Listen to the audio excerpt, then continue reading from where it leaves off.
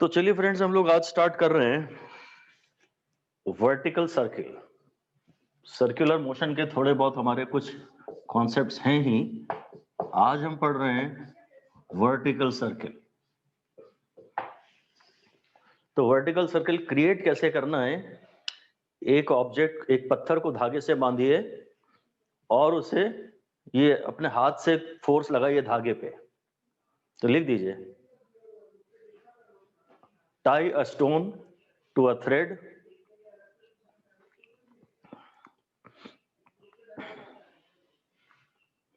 and rotate the thread. Thread को rotate करिए, applying tension on the thread.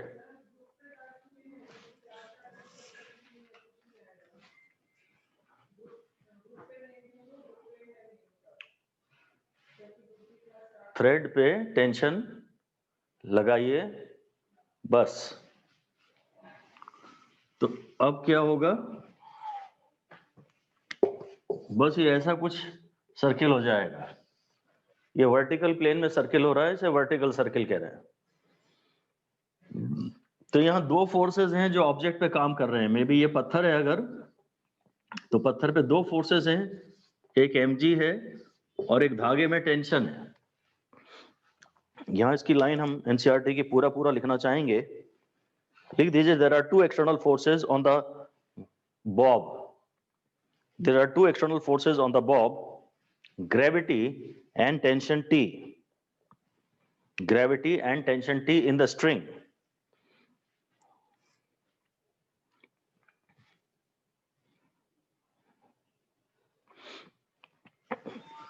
अच्छा, ये जो टेंशन है ना, ये हर इंस्टेंट पे डिस्प्लेसमेंट के राइट एंगल्स पर है, इसलिए टेंशन कभी कोई वर्क नहीं कर पाती है। लिख दीजिए, at every instant tension is perpendicular to displacement.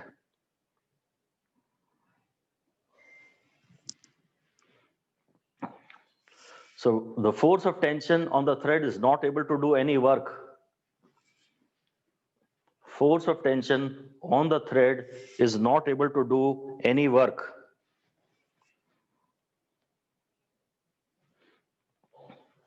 ये फोर्स और डिस्प्लेसमेंट हमेशा राइट एंगल्स पर ही हैं, तो टेंशन कोई वर्क कर ही नहीं पाती है। The potential energy of the bob is thus associated with gravitational force only. Tension तो कोई वर्क कर ही नहीं पा रही है। अब यहाँ एक ही फोर्स है mg जो कि कुछ कर पा रहा है। और अगली लाइन में लिख दीजिए, total mechanical energy of the system is thus conserved. Total mechanical energy of the system is thus conserved. ये पॉइंट बी है, इसको मैं बॉटम मोस्ट पॉइंट कह देता हूं। फिर लिख दीजिए कि the bottom most point B is taken as the reference of zero potential energy, is taken as the reference of zero potential energy, and vertical heights are measured above this point.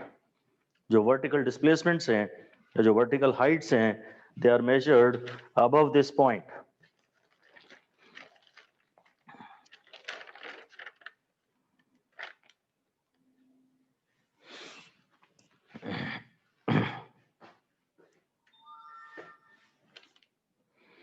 तो यहाँ mechanical energy conserved है, mechanical energy conserved है।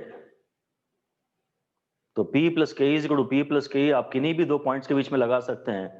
यही लिख दीजिए, P plus K is equal to P plus K can be applied between any two points. P plus K is equal to P plus K can be applied between any two points.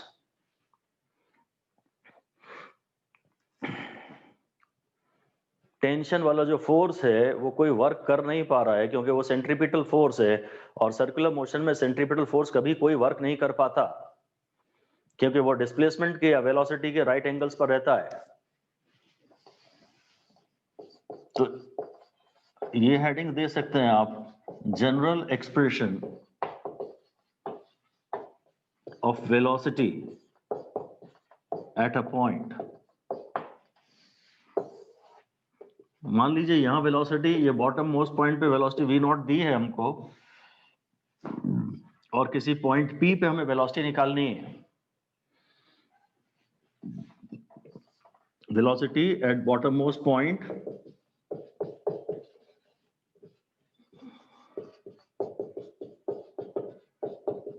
is equal to v naught and velocity at p is equal to what? हमें p पे velocity निकालनी है।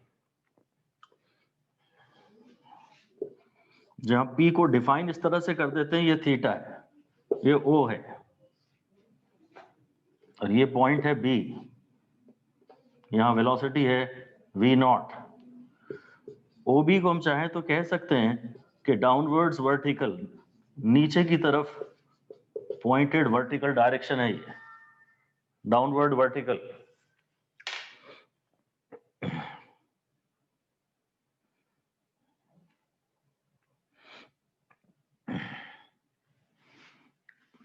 इन दोनों points के बीच में ये जो vertical displacement है वो h है। यहां से एक हॉरिजॉन्टल लाइन जा रही है और यहां से हॉरिजॉन्टल लाइन जा रही है, तो मुझे बस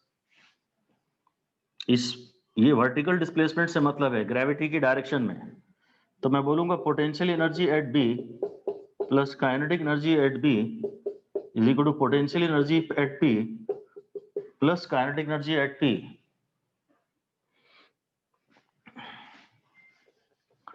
तो पोटेंशियल एनर्जी एट बी तो जीरो है, क्योंकि इसको हमने अभी भी जीरो पोटेंशियल एनर्जी का रेफरेंस माना है।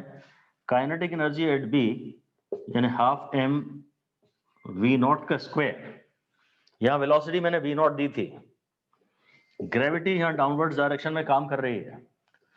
पी पे पोटेंशियल एनर्जी है mgh, पी पे पोटेंशियल एनर्जी है mgh, और यहां पे काइनेटिक एनर्जी है half M V P square, यहां पे काइनेटिक एनर्जी है half M V P square. तो m कैंसिल कर दिया मैंने और वी पी स्क्वायर आ गया मेरा V O square minus 2gh। ये तो v square is equal to U square minus 2gh से भी निकाला जा सकता था। आज के बाद आप अगर चाहें तो एनर्जी कंजर्वेशन में अगर आपको कंफर्टेबल फील नहीं होता है तो रहने दीजिए, सीधे ये बोलिए 1D मैकेनिक्स में जो 1D मोशन की इक्वेशन पड़ी थी काइनेमैटिक्स में, डायरेक्शन से कोई मतलब नहीं, पाथ फॉलोड से कोई मतलब नहीं। अगर इनिशियल स्पीड u है तो हाइट h ऊपर जाने के बाद फाइनल स्पीड v होगी। लिख दीजिए, since the vertical displacement h is an upward direction, क्योंकि जो वर्टिकल डिस्प्लेसमेंट h है वो अपवर्ड डायरेक्शन में है, therefore v final is less than v initial,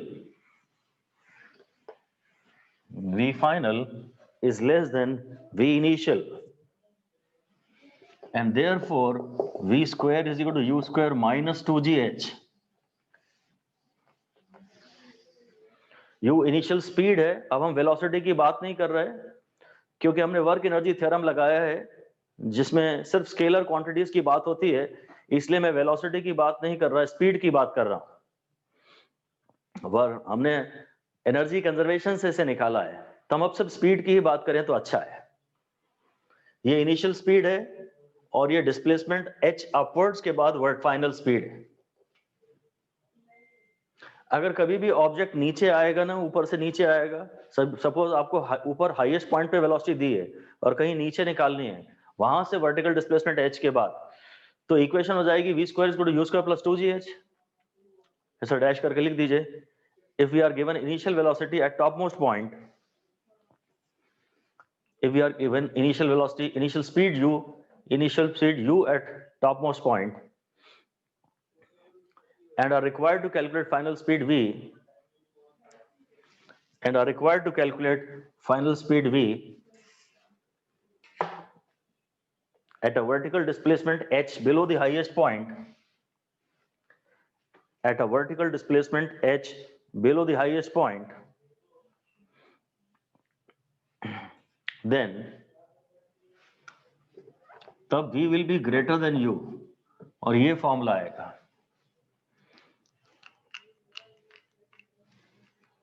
energy conservation से ही हमने इसको डिराइव किया है। हम ये ध्यान रख रहे हैं कि अगर पार्टिकल नीचे से ऊपर जा रहा है तो उसकी स्पीड कम हो रही है, तो v square is equal to u square minus 2gh, और अगर ऊपर से नीचे आ रहा है तो उसकी स्पीड बढ़ रही है, v square is equal to u square plus 2gh।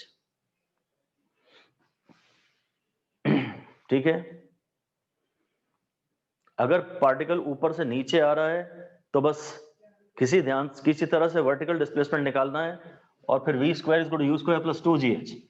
अगर पार्टिकल नीचे से ऊपर जा रहा है और सिर्फ ग्रेविटी का फोर्स ही उस पर काम कर पा रहा है और एक्सटर्नल फोर्स कोई नहीं है, या फोर्स है तो वो काम नहीं कर पा रहा है, ऐसे केस में जब ऊपर से नीचे जाएगा तो v बढ़ेगा, तो v square is equal to u square plus 2gh। और अगर नीचे से ऊपर जाएगा तो आंसर छोटा आना है, तो v square is equal to u square minus 2gh। Heading दे दीजिए स्पेशल केसेस ऑफ h निकालने के थोड़े स्पेशल केसेस, वर्टिकल डिस्प्लेसमेंट निकालने के थोड़े स्पेशल केसेस। ये केस 1 है, यहां से हम बात कर रहे हैं, ये थीटा जो है वो एक्यूट एंगल है। चलिए डायग्राम में जैसा दिखाया है थीटा वैसा है, मतलब तो मुझे वर्टिकल डिस्प्लेसमेंट अगर चाहिए तो ये जो वर्टिकल लाइन है OA, इसके अलोंग में ये जो पॉइंट P है ना, मैं कोशिश करके सब कुछ वर्टिकल लाइन के अलोंग देखना चाहूंगा। ये सर्किल का रेडियस है, और अगर ये भी रेडियस है तो ये ट्रायंगल की ये जो साइड है ये r cos थीटा है, और ये h है, तो h plus r cos theta is equal to r। Write an equation along vertical radius। ये r है अगर, तो ये r cos थीटा है, ट्रायंगल का बेस है, क्योंकि ये पूरा भी r है। सिर्फ वर्टिकल लाइन पे आई है क्योंकि आपको वर्टिकल डिस्प्लेसमेंट चाहिए ना, तो h आ गया r minus r cos theta. वैसे ये समझ लीजिए कि एडवांस्ड सिचुएशंस हैं, एडवांस्ड केसेस हैं, इनकी आइडियली बहुत ज्यादा जरूरत नहीं है, आप छोड़ भी देते हैं इन्हें तो फिलहाल चलेगा। आपको वर्टिकल डिस्प्लेसमेंट चाहिए ना, तो वर्टिकल लाइन पे आइए, वर्टिकल लाइन पे ये डिस्टेंस पता है और वर्टिकल लाइन पे ये डिस्टेंस निकालना है, तो वर्टिकल लाइन पे ये डिस्टेंस निकालिए।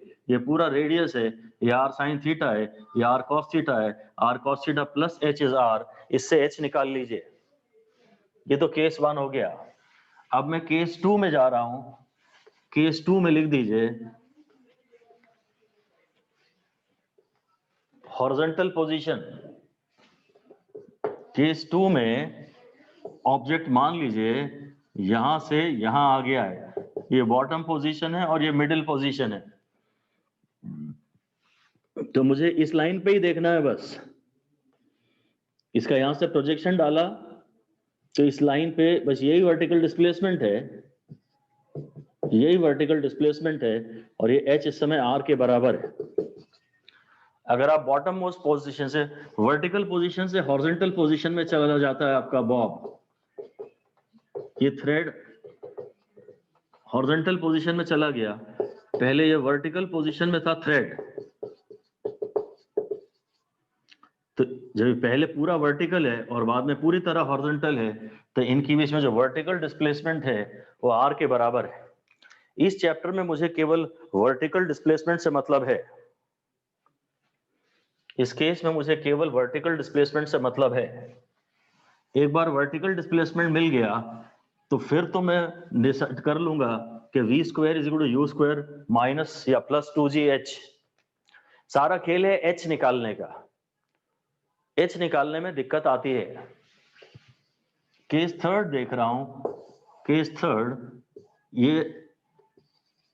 ये बॉटम मोस्ट पॉइंट है और ये कोई जनरल पॉइंट P है, और ये एंगल थीटा दिया है, पूरा यहां से एंगल थीटा नहीं है, बॉटम वर्टिकल से यहां से देखें तो एंगल डाउनवर्ड्स वर्टिकल से एंगल 90 प्लस थीटा है, ऑब्ट्यूज एंगल है। तो बस ये और निकाल लेता हूं मैं पॉइंट। ये जो h है ये तो r के बराबर है ही, और ये अगर r है तो इसका वर्टिकल डायरेक्शन में कंपोनेंट लीजिए r साइन थीटा। आपको इन पॉइंट्स के बीच में जो वर्टिकल डिस्प्लेसमेंट चाहिए वो है r sine theta plus r। हाँ, ये भी एडवांस्ड केस है।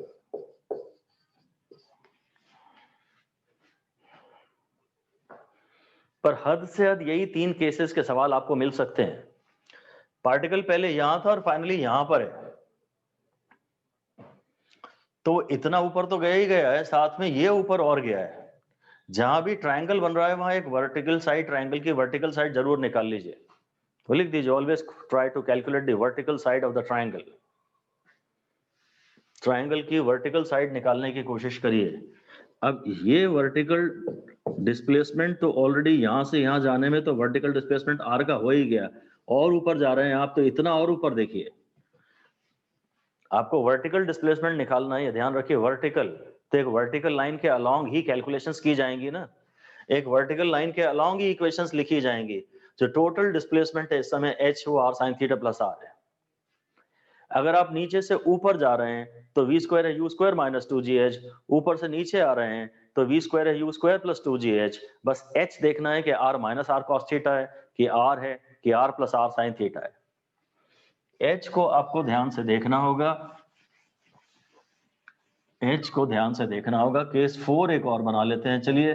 केस 4 सीधे डिस्प्लेसमेंट यहां से यहीं ले रहा हूं। ये बॉटम है, ये मिडिल है, और ये टॉप पोजीशन है।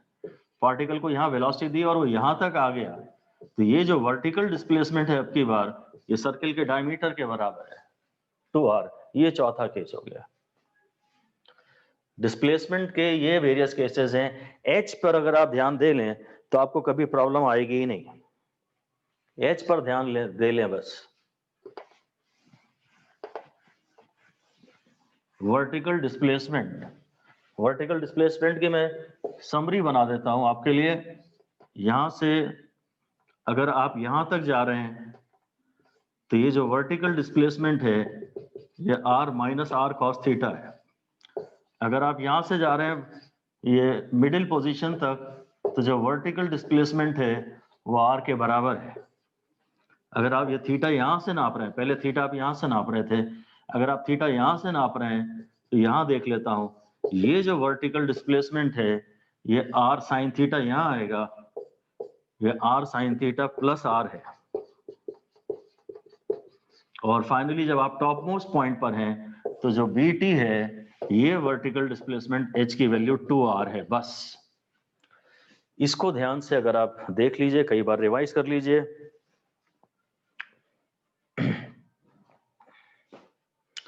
वर्टिकल डिस्प्लेसमेंट एक बार आपको मिल गया तो फिर आप v square is equal to U square plus minus 2gh ले लेना। या तो h को ये ले लेना r minus r cos theta, या h को r ले लेना, या h को r plus r sin theta ले लेना, या h को 2r ले लेना। आपको चाहिए वर्टिकल डिस्प्लेसमेंट तो सिर्फ वर्टिकल लाइन को देखिए बस आप। ये तो वर्टिकल r है ही, ये वर्टिकल r sin थीटा है, और ये वर्टिकल अगर चाहिए तो ये वाला वर्टिकल, क्योंकि ये r है, ये वर्टिकल r cos थीटा है। ये r cos थीटा है, ये r sin थीटा है। ये जो है ये r sin थीटा है, और इतना जो है वो r cos थीटा है। तो ये पूरा r है, ये r minus r cos theta कर दिया तो ये बचा, या r plus r sin theta कर दिया तो ये पूरा आ गया। वर्टिकल डिस्प्लेसमेंट निकालने पर थोड़ा सा ध्यान दे लीजिए, उसके बाद आपको स्पीड निकालने में प्रॉब्लम नहीं आएगी। और फिर अब हमें लिखनी है एक्चुअली टेंशन के बारे में बातें।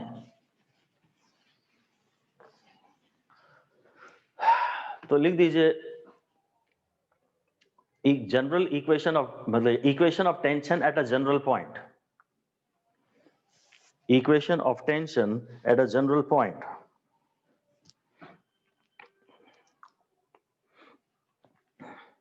टेंशन हम लोगों को लगानी पड़ती है, लिख दीजिए tension is to be applied by us to provide the required centripetal force, to provide the required centripetal force. तो जनरल पॉइंट तो मेरा यही है,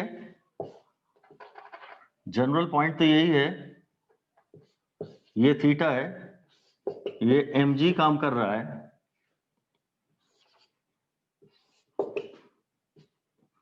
ये थीटा है और ये 90 है,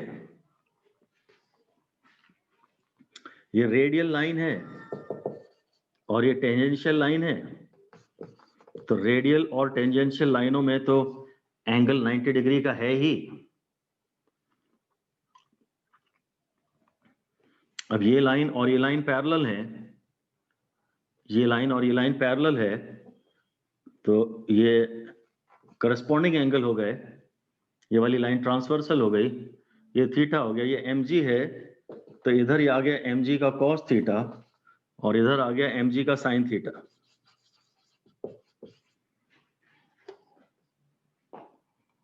mg के हमने दो कंपोनेंट बना लिए, mg sin थीटा और mg cos थीटा, और धागा है तो टेंशन है, धागा है तो टेंशन है, और टेंशन को क्या सेंट्रीपिटल फोर्स प्रोवाइड कर रहा है, it is always directed towards the centre. ये लिख दीजिए स्टार लगा के पॉइंट कि tension is always marked towards the centre, क्योंकि वो सेंट्रीपिटल फोर्स का काम कर रहा है ना, वही सेंट्रीपिटल फोर्स वही प्रोवाइड कर रहा है सर्कुलर मोशन में चलाए रखने के लिए। अब रेडियल डायरेक्शन में एक सेंट्रीफ्यूगल फोर्स हम मार्क कर सकते हैं mv²/r। अगर ये पॉइंट P है तो ये V से मेरा मतलब है Vp। mv²/r में एक ही खास बात है कि P है, Vp लेंगे हम लोग। ये लिख दीजिए डायग्राम्स में कि mv²/r is marked radially outwards. जो mv²/r है उसे लगातार हम बाहर की तरफ बनाते हैं एज सेंट्रीफ्यूगल फोर्स, ताकि इक्वेशन लिखने में आसानी हो जाए। अब इसकी तो हम बात नहीं कर रहे, mg sin थीटा ही इसे नीचे लाने के लिए जिम्मेदार है, वापस लाने के लिए, पर मैं रेडियल डायरेक्शन में इक्वेशन लिखता हूं। अगर रेडियल डायरेक्शन में मैं एक इक्वेशन लिखूं, रेडियल डायरेक्शन में इक्वेशन लिखूं तो ये t है और ये mg cos थीटा भी बाहर है और mv²/r भी बाहर है, तो t है mg cos theta plus mv p का स्क्वायर बाय r। बस ये जनरल पॉइंट P पे टेंशन की इक्वेशन है, जनरल पॉइंट P पे टेंशन की इक्वेशन है। अंदर फोर्स है T, mg cos थीटा भी बाहर है, और mv²/r तो खैर हमेशा रेडियली आउटवर्ड्स होगा ही होगा, टेंशन हमेशा रेडियली इनवर्ड्स होगा, mv²/r हमेशा रेडियली आउटवर्ड्स होगा। mg cos थीटा को रिजॉल्व करके बार बार देखना पड़ेगा। In the positions shown, this is the equation of the tension in the thread.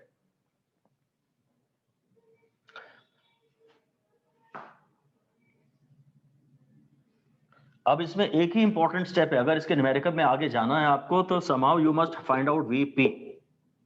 अगर Vb दिया है आपको इसने, सपोज न्यूमेरिकल में Vb दिया हुआ है, तो -2gh where h is equal to r, r चलो मैं कैपिटल ही लिखता हूं हमेशा, h is equal to r minus r cos theta. बस इतने स्टेप्स हैं। पहले h निकाल लीजिए ध्यान से, फिर अगर बॉटम पे वेलोसिटी दी है और अगर ऊपर आप जा रहे हैं तो स्पीड कम होगी, तो पॉइंट P पे वेलोसिटी निकाल लीजिए, फिर इस इक्वेशन में पुट कर दीजिए, आपको tension at a general point मिल जाएगी। ये भी सब एडवांस्ड ही हैं, इनकी भी प्रैक्टिस की विशेष जरूरत नहीं है, अप टू यू। एक्चुअली तो नीट 2021 के लिए तो इसका रिक्वायरमेंट बिल्कुल भी नहीं है, ये तय है।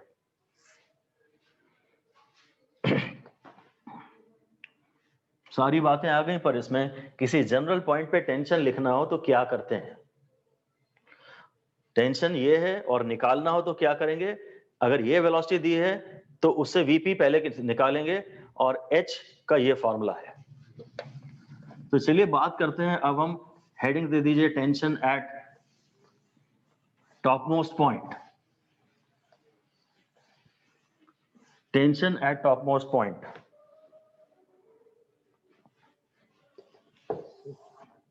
सर्किल के टॉप मोस्ट पॉइंट पे सेंटर की तरफ एक फोर्स ये काम करेगा और एक mg भी अभी पूरे तरह नीचे ही काम करेगा और एक mv²/r में हमेशा बाहर की तरफ मार्क करूंगा ही करूंगा, radially outwards.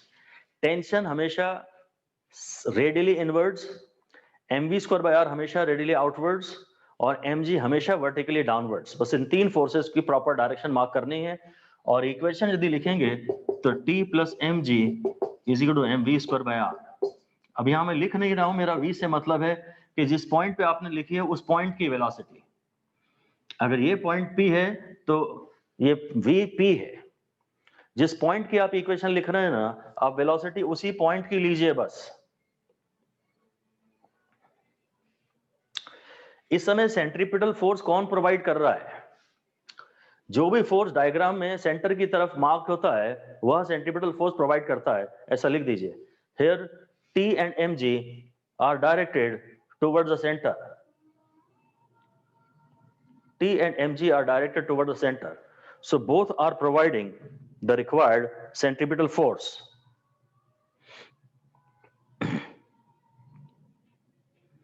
Both are providing the required centripetal force, T + mg. तभी तो मैंने उन दोनों को मिलकर सेंट्रीपिटल फोर्स के रिक्वायरमेंट से इक्वेट कर दिया है। अगर सर्कुलर मोशन हो रहा है स्पीड v से रेडियस r में, तो जरूर एक फोर्स mv²/r सेंटर की तरफ काम कर रहा है। इस तरफ जो फोर्स सेंटर की तरफ काम कर रहा है वो T और mg। तभी क्या होता है, लो स्पीड्स पे ये mg तो हमेशा कांस्टेंट है और हमेशा जिंदा ही है, हमेशा है ही है। मैं तो लगा नहीं रहा, ग्रेविटी लगा रही है, मेरे तो बस में है भी नहीं mg। लो स्पीड्स पे mg कभी अकेला ही काफी होता है रिक्वायर्ड सेंट्रीपिटल फोर्स प्रोवाइड करने के लिए।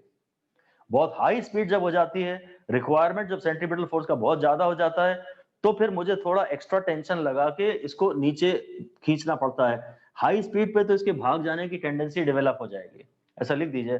Up to a certain maximum speed, up to a certain maximum speed, centripetal force is provided by mg itself. Centripetal force is provided by mg itself. At higher speeds, when the required centripetal force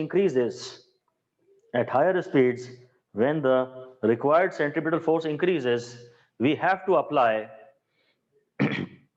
an additional tension inwards to overcome inertia,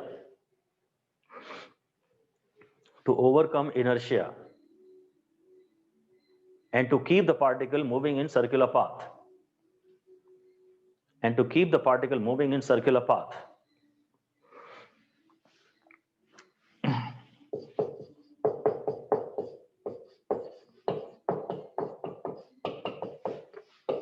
अब हम discuss कर रहे हैं critical speed top most point पर।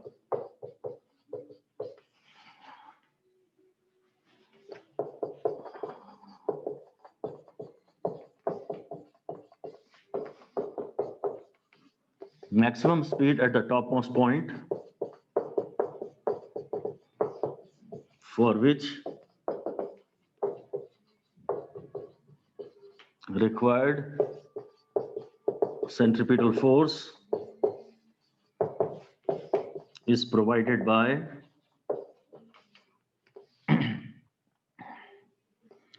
mg alone। तो जो mv²/r का requirement है वो पूरा mg ही प्रदान कर देता है। इस समय हमें एक्सटर्नल टेंशन लगानी नहीं पड़ रही, तो टेंशन इस समय 0 है टॉप मोस्ट पॉइंट पर। m और m कैंसिल हो गया, तो v = √rg। ये टॉप मोस्ट पॉइंट पर क्रिटिकल स्पीड है।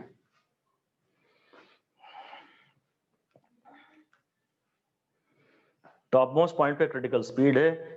अगर इस स्पीड से हाईएस्ट पॉइंट पर ऑब्जेक्ट में इतनी स्पीड है तो ऑब्जेक्ट सर्कुलर मोशन में घूम जाएगा और उस समय पर धागे में टेंशन 0 होगी। अगर वेलोसिटी इससे कम हुई, velocity is less than √gr, velocity top most point पे √gr से कम है,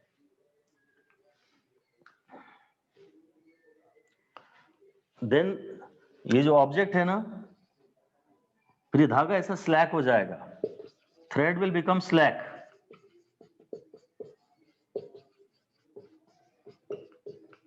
और खैर स्लैब जब तक टाइट धागा नहीं है तब तक उसमें टेंशन तो जीरो ही होती है,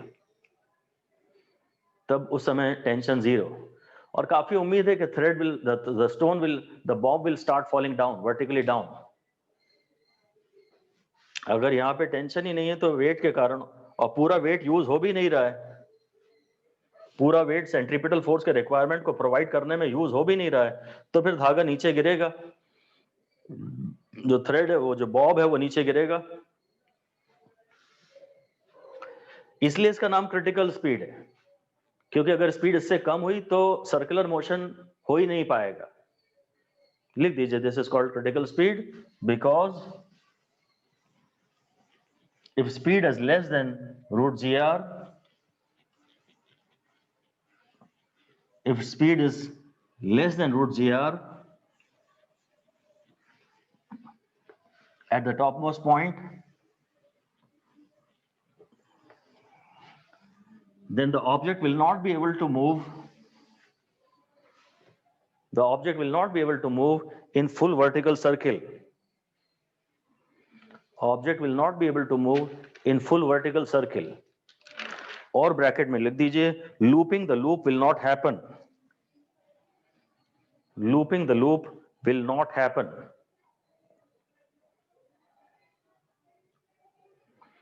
उसका फ्रेज यूज करते हैं लूपिंग द लूप। तो लूपिंग द लूप का मतलब है कि पूरे फुल वर्टिकल सर्किल में घूम जाना, तो लूपिंग द लूप वाली फिर केस हो नहीं पाएगी अगर टॉप मोस्ट पॉइंट पे वेलोसिटी रूट जी आर से कम है तो, और अगर टॉप मोस्ट पॉइंट पे वेलोसिटी रूट जी आर से ज्यादा है तो फिर मुझे एक्सटर्नल टेंशन लगानी पड़ेगी, तब फिर वो नीचे आएगा, नहीं तो इनर्शिया के मारे सीधा भाग जाना चाहेगा। फिर से लिख दीजिए अगली लाइन में, if speed at the top most point is greater than root G R, if speed at the topmost point is greater than root gr, then we have to apply an external tension. We have to apply an external tension inwards to keep the object moving in vertical circle. To keep the object moving in vertical circle.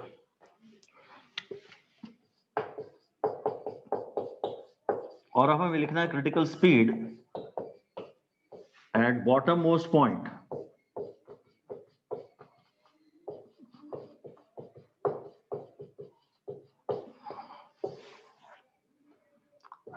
अब आपको यहां speed already पता है, यहां initial speed आपको पता है u, और यहां फाइनल स्पीड निकालनी है।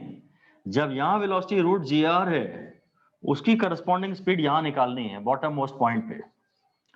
तो यहां तो जो वी बी होगी वो ग्रेटर देन यू होगी, तो V B square is U square plus 2gh, और ये जो वर्टिकल डिस्प्लेसमेंट है वो तो पूरा का पूरा 2r के बराबर है, और ये टॉप मोस्ट पॉइंट पे क्रिटिकल स्पीड थी रूट जी आर थी, और जो वर्टिकल डिस्प्लेसमेंट है इन दोनों पॉइंट्स के बीच में वो 2br है, तो वी बी स्क्वायर हो गया जी आर प्लस 4gr, तो वी बी हो गया क्रिटिकल केस में रूट 5gr।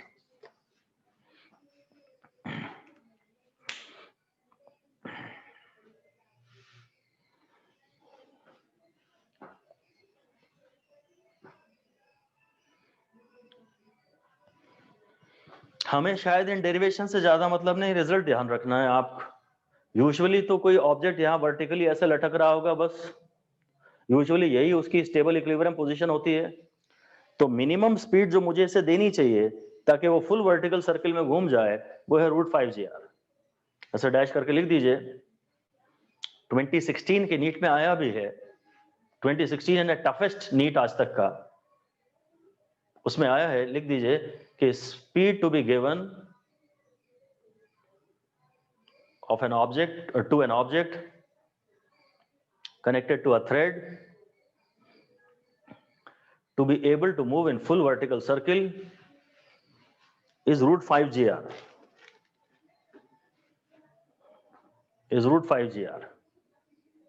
बस जब ये इतने आसान सवाल देते हैं तो ये थोड़े थोड़े इनकम्प्लीट डाल देते हैं, और जो ज्यादा इंटेलिजेंट होते हैं वो ओवर थिंकिंग के कारण इनको नेगेटिव कर देते हैं।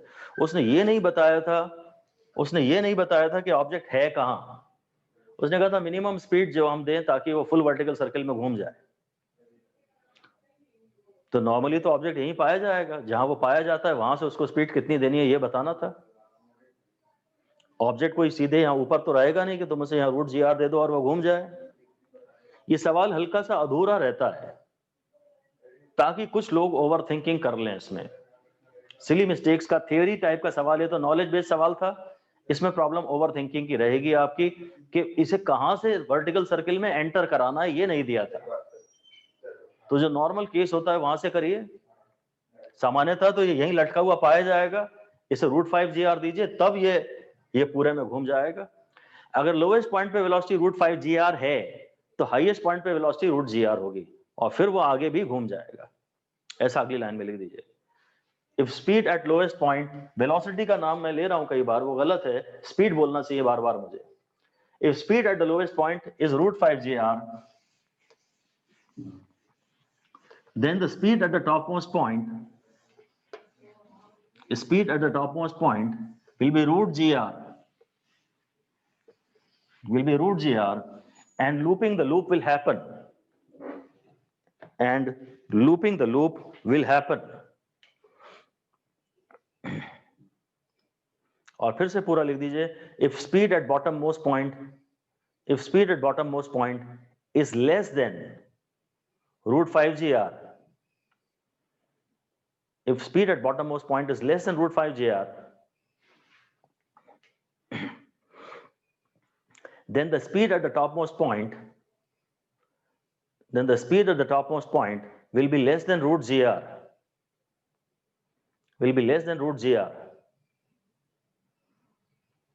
and the thread will become slack at the topmost point.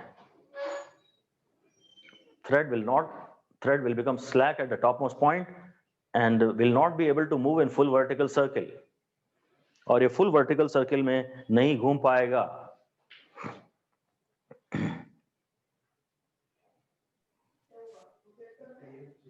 इसलिए लोवेस्ट पॉइंट पे स्पीड कम से कम √5 GR होनी चाहिए।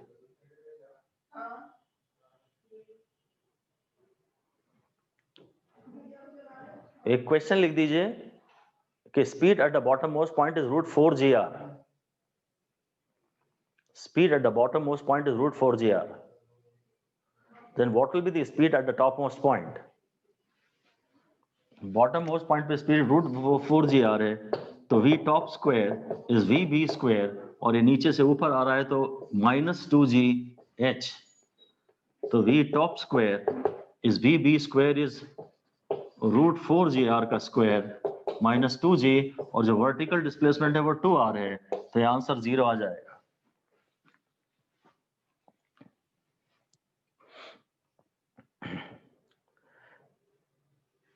अगर लोएस्ट पॉइंट पे स्पीड √4 GR है तो ये हाईएस्ट पॉइंट तक पहुंच तो जाएगा, पर वो वहां 0 स्पीड से पहुंचेगा।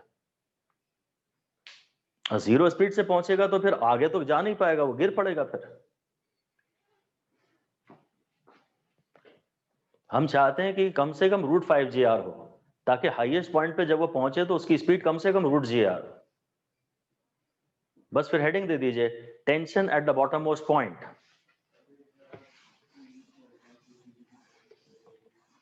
Tension at the bottom most point.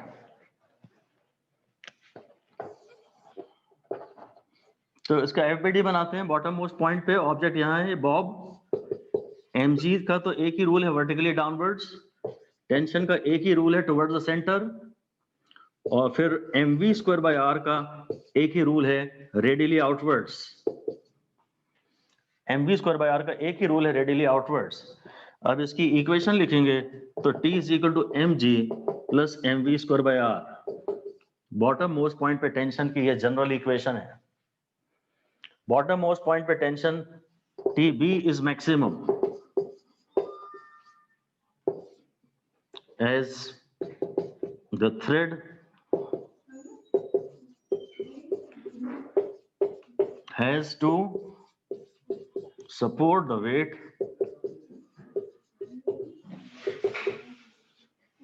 of the bob and additionally provide the required centripetal force. Bottom पे टेंशन ज्यादा होती है, बॉटम पे टेंशन ज्यादा होती है,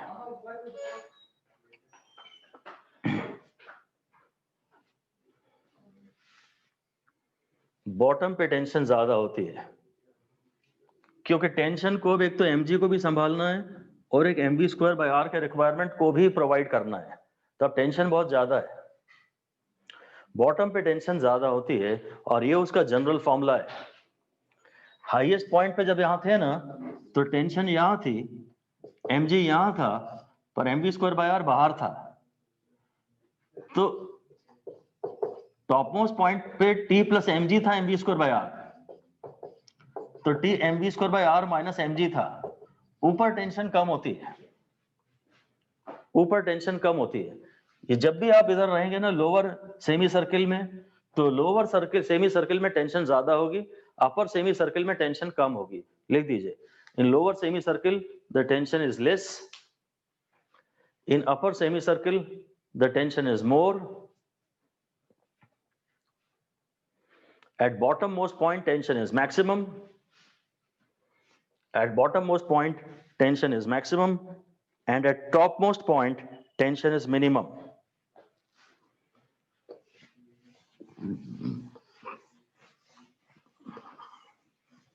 टॉप मोस्ट पॉइंट पे जो टेंशन है वो मिनिमम है।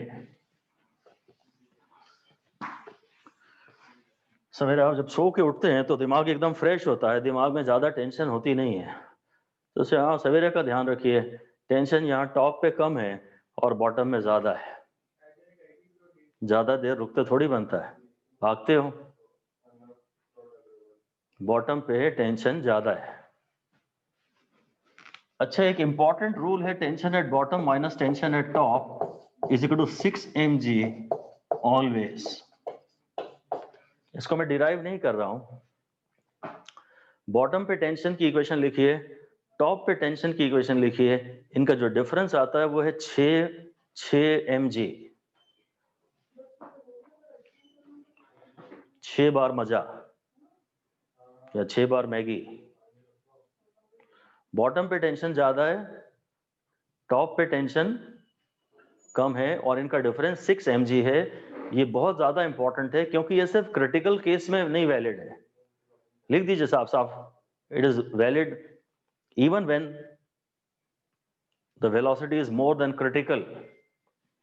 ये तब भी वैलिड है जब वेलोसिटी क्रिटिकल से ज्यादा है। जो नॉन क्रिटिकल केस है ना, ये बड़ा इंपॉर्टेंट रूल है। कभी कभी कुछ सवालों में ऐसा दे देते हैं कि ये सर्किल को कांस्टेंट स्पीड से चला रहे हैं, वर्टिकल सर्किट में पत्थर कांस्टेंट स्पीड से चलाया जा रहा है, तब ये सारे लॉ वैलिड नहीं होते जो हम पढ़ा रहे हैं। हम तो उन केसेस की बात कर रहे हैं जहां स्पीड चेंज होती है।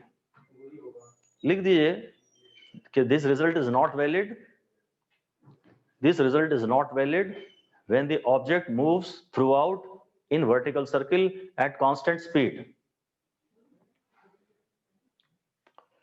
When the object moves throughout in vertical circle at constant speed.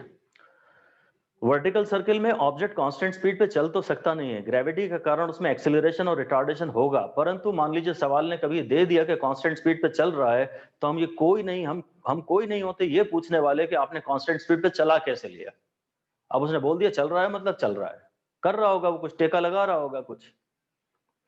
तो हम वो जब कांस्टेंट स्पीड वाला जो वर्टिकल सर्किल है उसकी हम बात नहीं कर रहे, वो एक अलग केसेस होते हैं। एग्जाम में तो उसका कोई सवाल नहीं आएगा, आपको कहीं गाइड में मिलेगा और आंसर मैच नहीं करेगा तो आप बाल नोचोगे, उसलिए बता रहा हूं।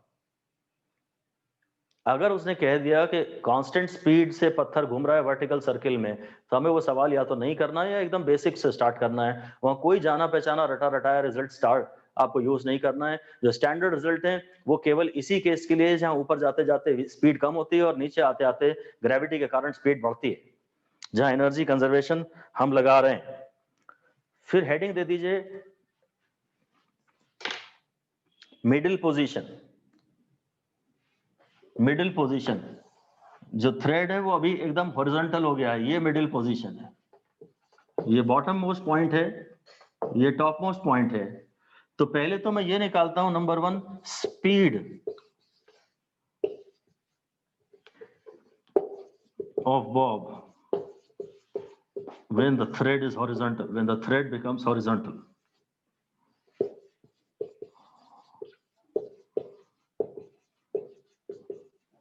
और चलिए क्रिटिकल केस की बात कर लेते हैं। ये स्पीड वी बी है, स्पीड एट बॉटम जिसका नाम यू है, और ऑफ कोर्स वो √5 भी है, और यहां पर वर्टिकल डिस्प्लेसमेंट आर के बाद मुझे मिडिल पोजीशन पे इसकी स्पीड निकालनी है। V M square is equal to speed at bottom का स्क्वायर माइनस 2gh जो कि है आर, और अगर ये क्रिटिकल केस है तो ये 5gr माइनस 2gr है। तो जो मिडिल पोजीशन पे स्पीड हो गई वो हो गई √3gr। मुझे बेसिकली ये समझ में आना चाहिए कि अगर यहाँ स्पीड मुझे मालूम है तो यहाँ मुझे निकालनी है वर्टिकल डिस्प्लेसमेंट आर, केवल देखना है, ये पाथ फॉलोड नहीं देखना है, सिर्फ वर्टिकल डिस्प्लेसमेंट देखना है मुझे।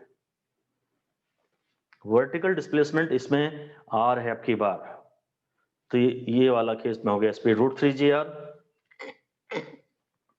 और फिर लिख लेते हैं tension in the middle position. अगर टेंशन लिखना है तो टेंशन यहां बनाइए, mg यहां बनाइए, और mv²/r यहां बनाइए। mg कहां बनेगा? हमेशा वर्टिकली डाउनवर्ड्स।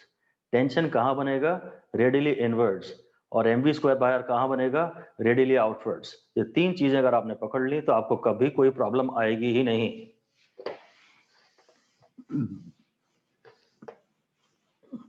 अब मैं इसमें टेंशन, ये वाली टेंशन निकालना चाहता हूं, तो बस इसी लाइन में इक्वेशन लिखता हूं। तो T हो जाएगा mv m²/r, और Vm² है 3gr, तो हो गया 3mg। यहां जो धागे में टेंशन है वो है 3mg।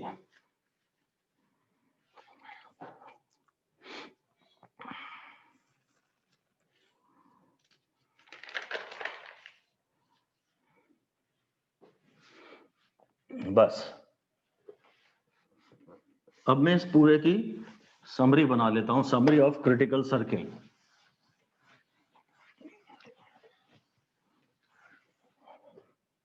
Summary of critical case या क्रिटिकल सर्किल ही बस लिख देता हूं, क्रिटिकल सर्किल।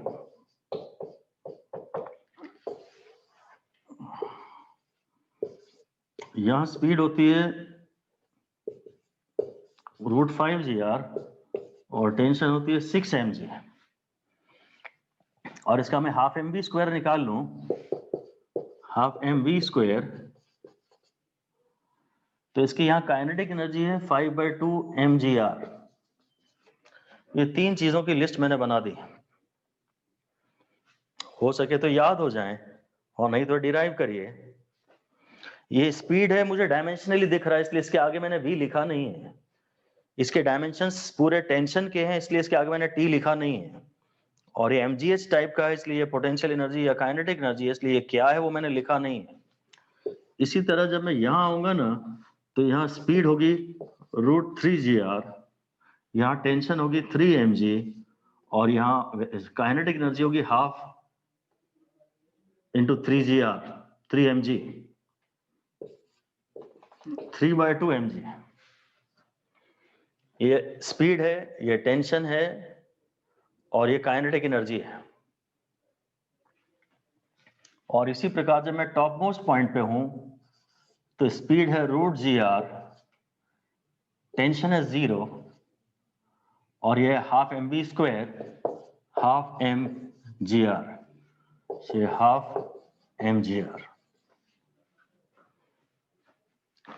ये इनमें से ही कोई डायरेक्ट क्वेश्चन फंस सकता है पेपर में, इसी को आपको बार बार रिवाइज करना है। ज्यादा ही है तो वो भी रिवाइज कर लें। इसी में ये t, ये mg cos थीटा और ये mv स्क्वायर बाय आर, ये तो tension at a general point का केस भी आपका रिवाइज हो गया। T जो है वो ये थीटा दिखा दीजिए। अब आपका tension at a general point का केस भी इसी डायग्राम में रिवाइज हो गया। जितना कुछ दिखाना है इसी डायग्राम में दिखा लीजिए। ये तो दिख ही रहा है कि क्रिटिकल केस में इन दोनों टेंशंस का डिफरेंस 6 mg है और क्रिटिकल केस में इन दोनों टेंशंस का डिफरेंस 3 mg है। इस एक डायग्राम में आप जितनी चीजें ऐड कर सकते हैं कर लीजिए, आपकी मर्जी है। आप यहाँ पे भी दिखा दीजिए भाई, टेंशन यहाँ होगी, mg यहाँ होगा और mv स्क्वायर बाय आर यहाँ होगा। आप यहाँ पे दिखा दीजिए टेंशन यहाँ होगा और इन सबको साइड में लिख दीजिएगा और mg यहाँ होगा और mv स्क्वायर बाय आर यहाँ होगा। और आपको लिखना है तो आप लिख दीजिएगा कि ये जो डिस्प्लेसमेंट है ये r minus R cos theta है। ये जो डिस्प्लेसमेंट है ये r है और अगर ये थीटा है तो ये r plus R sine theta है और ये डिस्प्लेसमेंट 2r है। कंप्लीट सारे डिस्कशन करीब करीब आपके रिवाइज हो गए। ये आपकी क्रिएटिविटी है, जितनी सारी चीजें आप एक डायग्राम में डालते जाएं। एक डायग्राम से पूरा चैप्टर आप रिवाइज कर सकते हैं, आपकी क्रिएटिविटी है। सारी बातें इसमें इंक्लूड हो चुकी हैं, फाइनल रिजल्ट्स भी और डेरिवेशंस के तरीके भी। साइड में यहीं पर ये और लिख लेते हैं V square is equal to U square plus minus 2gh। h के ये वेरियस केसेस मैंने आपको दिखाई दिए। h देखना है तो वर्टिकल लाइन के अलोंग आप इक्वेशन लिखिए कुछ हमेशा, क्योंकि h का नाम ही है वर्टिकल डिस्प्लेसमेंट। अब एग्जाम्पल सॉल्व एग्जाम्पल 6.7 देख रहे हैं बस। चैप्टर 6 में सॉल्व एग्जाम्पल 6.7।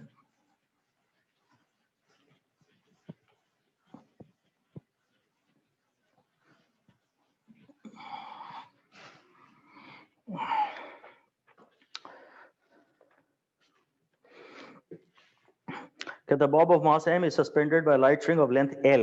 रेडियस की जगह उसने लेंथ l दे दिया है। हॉरिजॉन्टल वेलोसिटी, वेलोसिटी जगह चलो डायरेक्शन दी थी तो v नॉट बोल दिया उसने। horizontal velocity at lowest point A such that it completes a semicircular trajectory by the vertical in the vertical plane with the string becoming slack only on reaching the topmost point C। obtain expression for v naught। तो अब ये तो सब अपने को आता है। यहां v नॉट दिया है और यहां पे शायद हाईएस्ट पॉइंट पे वेलोसिटी मेरे को रूट जी आर लेनी पड़ेगी। मेरे को बोलना पड़ेगा यहाँ mg is providing the required centripetal force। so velocity यहाँ पे रूट जी आर है और यहाँ टेंशन 0 है, मतलब क्रिटिकल केस है, ये मानना पड़ेगा क्रिटिकल केस है। तो फिर मैं एनर्जी कंजर्वेशन लगाऊंगा और ये बोलूंगा कि kinetic energy at top plus potential energy at top equal to kinetic energy at bottom plus potential energy at bottom. और यहाँ पे ये है हाफ m v स्क्वायर। टॉप पे पोटेंशियल एनर्जी में यहां से नापता हूं mg into 2r। Kinetic energy at bottom मुझे निकालनी है और पोटेंशियल एनर्जी एट बॉटम तो मैं हमेशा 0 लेता हूं।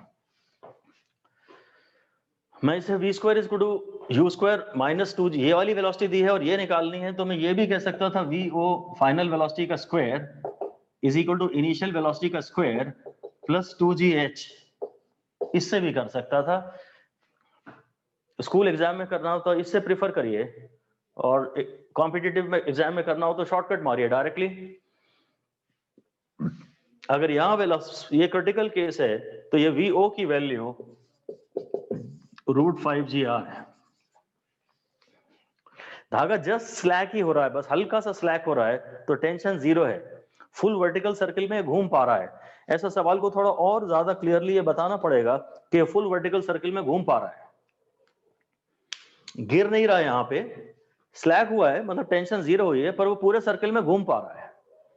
सवाल की लैंग्वेज ने कहा है it completes a semicircular trajectory by the vertical plane, string becoming slack only on the reaching the topmost point C. बहुत स्पष्ट उसने बोला तो नहीं है, पर चलिए मान लेते हैं कि हाँ फुल वर्टिकल सर्कल में घूम पा रहा है, तो हाईएस्ट पॉइंट पे वेलोसिटी कम से कम √gr तो है ही, तो लोएस्ट पॉइंट पे स्पीड हमने कैलकुलेट कर ली, एक पार्ट हो गया √5gr। कहता है speed at point B and C, इसने B को और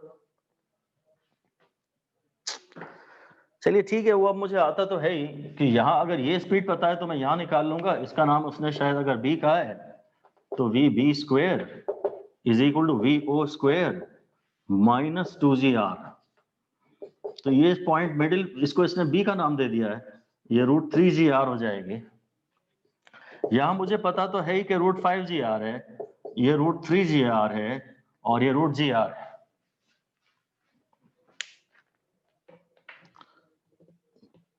रेशियो ऑफ काइनेटिक एनर्जीज पूछ रहा है, रेशियो ऑफ काइनेटिक एनर्जीज, तो यहाँ 3/2 mg, यहाँ पे काइनेटिक एनर्जी है 3/2 mg r, और यहाँ पे काइनेटिक एनर्जी है 5/2 mg r। तो इन दोनों की काइनेटिक एनर्जीज का रेशियो 3:5 है। यहां अगर मुझे स्पीड पता है तो ये काइनेटिक एनर्जी है, और यहां अगर स्पीड पता है तो ये काइनेटिक एनर्जी है। काइनेटिक एनर्जी में भी डायमेंशन तो mgh के होंगे, काइनेटिक एनर्जी के डायमेंशन भी पोटेंशियल एनर्जी के जैसे होंगे, तो वो mgh तो होंगे। mgh तो आएगा पूरा, टेंशन में mg आएगा और एनर्जी में mgr आएगा। फिर वो कह रहा है कि comment on the nature of the trajectory of the Bob after it reaches the point C। C जो है वो टॉप मोस्ट पॉइंट है। ये काफी इंटरेस्टिंग सी बात तो है, मतलब क्वेश्चन में थोड़ा बातें पूरी की नहीं है उसने, एक्सप्लेनेशन में कुछ एक्स्ट्रा बातें उठाई हैं, तो काम की बात तो है कि अगर इस जब थ्रेड अपने हाईएस्ट पॉइंट से गुजर रहा है, तब अगर मैं थ्रेड कट कर दूं तो ये जो सेंट्रीपिटल फोर्स था ये तो खत्म ही हो जाएगा। अब बस इसमें एक ही चीज बचेगी और वो है इसकी वेलोसिटी। तो इसकी वेलोसिटी के कारण, ये इनर्शिया के कारण इसमें मोशन होगा। आप अगली लाइन में लिख दीजिए, स्टार लगा दीजिए, लिख दीजिए if thread is cut at the highest point, if thread is cut at the highest point,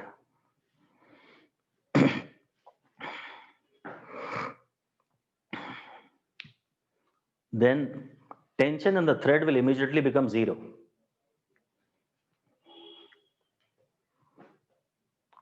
अगर एक थ्रेड है या एक स्प्रिंग है, जिसको भी ये काट देते हैं ना, उसमें तो जब काट ही दिया तो काय का टेंशन।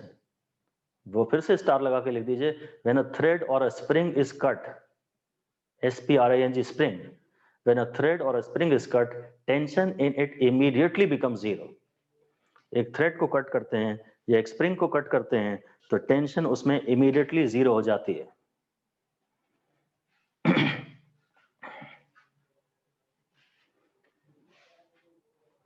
तो अब क्या होगा कि सेंट्रीपिटल फोर्स खत्म हो गया। सर्कुलर मोशन में दो चीजें होती थी, एक रेडियल फोर्स और एक टेंजेंशियल वेलोसिटी।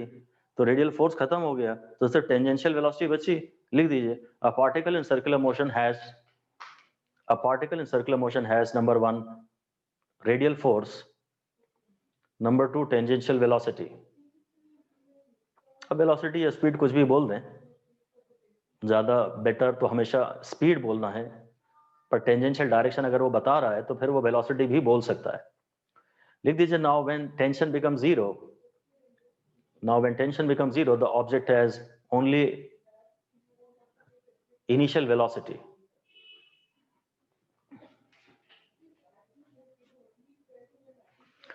और अब क्या होगा मालूम है, ये ऐसे अगर जा रहा है ना, तो अब ये ग्रेविटी तो है ही है, अब तो ऐसा लगेगा जैसे घर की छत पे खड़े होकर पत्थर को आपने फेंक दिया है, तो ये ना पैराबोलिक पाथ फॉलो करेगा and it will become horizontal projectile.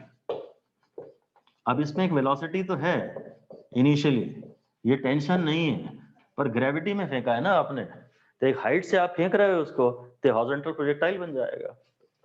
ये उसकी रेंज कहलाएगी। इसे नीचे आने में जो टाइम लगेगा वो √2h/g होगा, और वो h है फिलहाल 2r,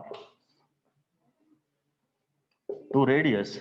इस रेंज को मैं कुछ और लिख देता हूं, x लिख देता हूं, और x है ut जो भी हाईएस्ट पॉइंट पे स्पीड है वो ये है, और नीचे आने में जो टाइम लगेगा वो ये लगेगा। इस तरह से ये रेंज कैलकुलेट की जा सकती है।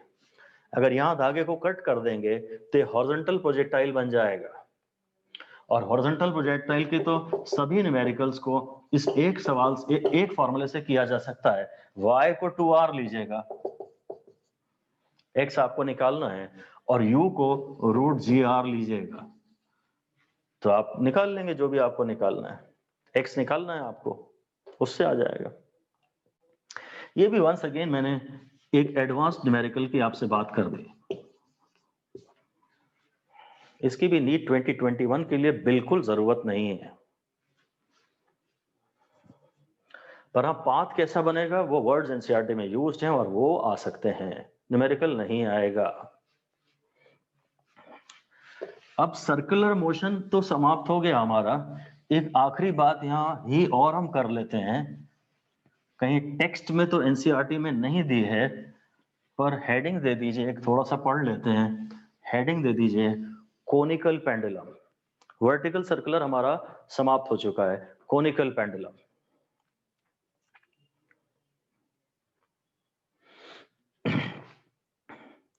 कोनिकल पेंडुलम में धागे से पत्थर को ऐसे वर्टिकल धागे से पत्थर बांधा, बॉब बांधा, और उसको ऐसे घुमा रहे हैं। वो जो बॉब है, जो पत्थर है, वो हॉरिजॉन्टल सर्कल में घूम रहा है। धागा इनिशियली वर्टिकल था, उसे हल्का सा टिल्ट किया, और जो ऑब्जेक्ट है उसे हॉरिजॉन्टल सर्कल में घुमा रहा है। वो लिखिए, an object is tied to a vertical thread, object is tied to a vertical thread and object is rotated in a horizontal circle. horizontal circle important बात है, वर्टिकल सर्कल नहीं है ये। धागा वर्टिकल है पर ये हॉरिजॉन्टल सर्कल है। Now the thread generates surface of a cone. Thread generates surface of a cone.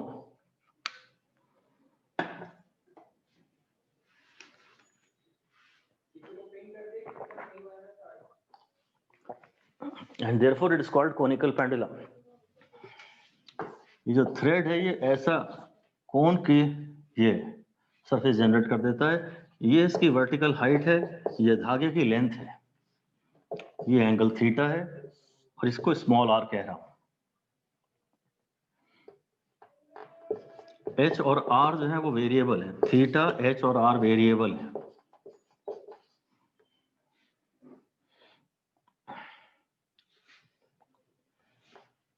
L constant है,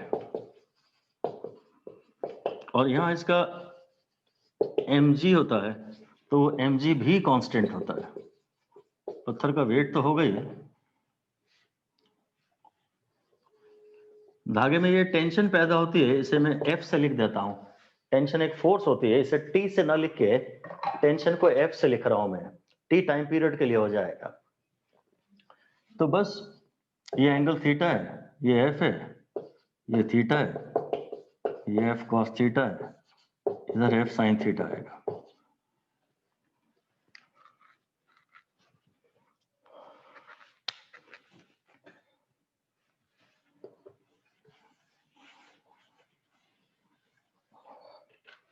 हम लोग समझते हैं वर्टिकल इक्विलिब्रियम के लिए, for vertical equilibrium, vertical direction में तो ऑब्जेक्ट ऊपर नीचे जा नहीं रहा, for vertical equilibrium F cos theta is equal to mg। तो अगर F चाहिए, धागे में टेंशन चाहिए, तो वो mg बाय cos थीटा है। ये एक इंपॉर्टेंट रिजल्ट हो गया।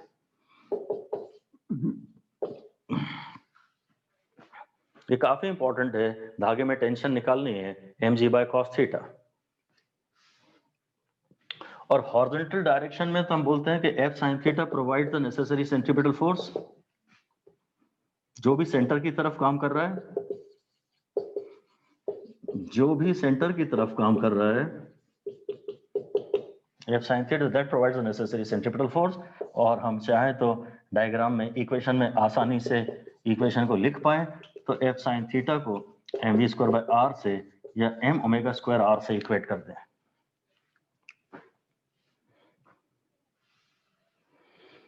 शायद मैं टाइम पीरियड पे जाना चाहता हूं, इसलिए मैं सेंट्रीपिटल फोर्स का फॉर्मूला ओमेगा के टर्म्स में ला रहा हूं।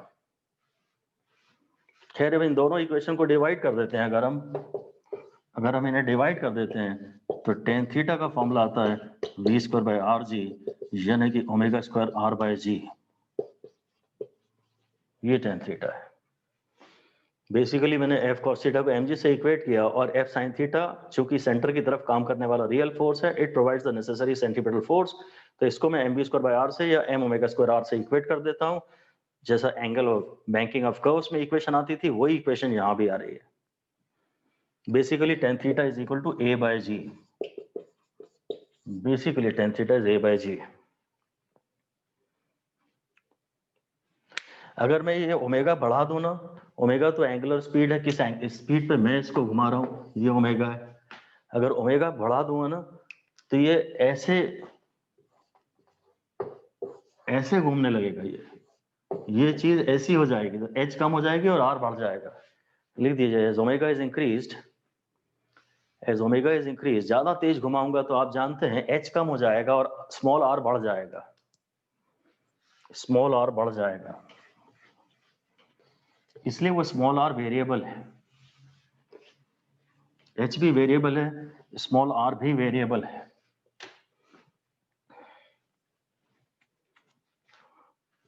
मेरे पास दो इक्वेशन थी, एक थी F cos theta is equal to M G, और एक थी F sine theta is equal to M omega square R. तो अगर मैंने स्क्वायर करके इन्हें ऐड कर दूं तो एफ को निकालने का एक तरीका ये भी है, जो कि M G by cos theta से भी आ जाता था। एफ को निकालने का एक तरीका ये भी है, इन्हें स्क्वायर करके मैंने ऐड कर दिया। धागे में हमें टेंशन निकालनी है और उस टेंशन को हम एफ का नाम दे रहे हैं।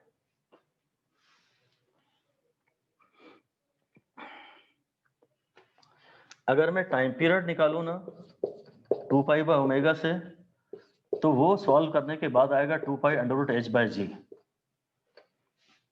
जो पिछली इक्वेशन आई थी उसमें टेन थीटा का टर्म आप लिख दीजिए, टेन थीटा को लिख दीजिए स्मॉल आर बाय एल से, परपेंडिकुलर अपॉन बेस से। टेन थीटा जो आया था ना पिछली बार, उसको आर बाय एच लिख दीजिए।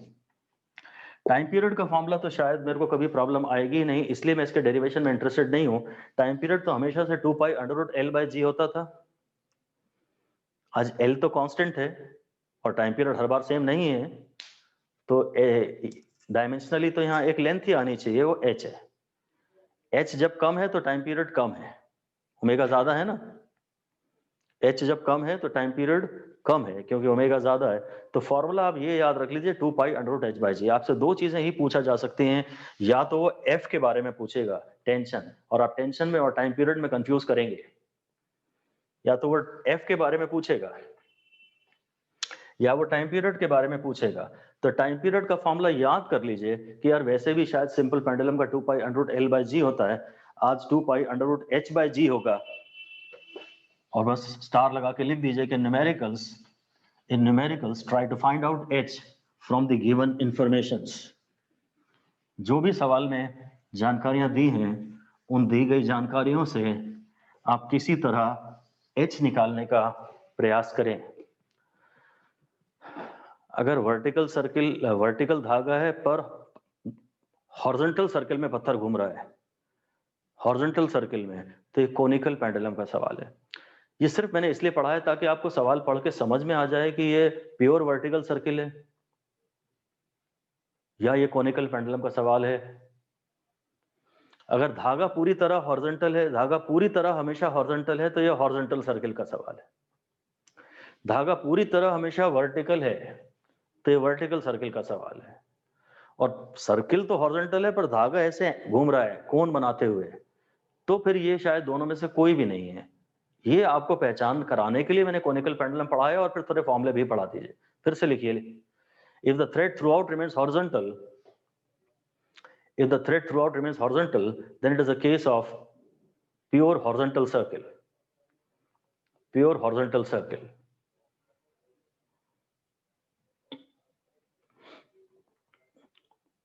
And if the thread throughout remains vertical,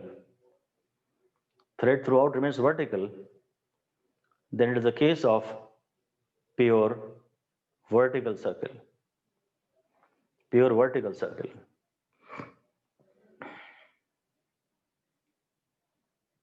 और फिर तीसरा केस है कि if the object moves in a horizontal circle,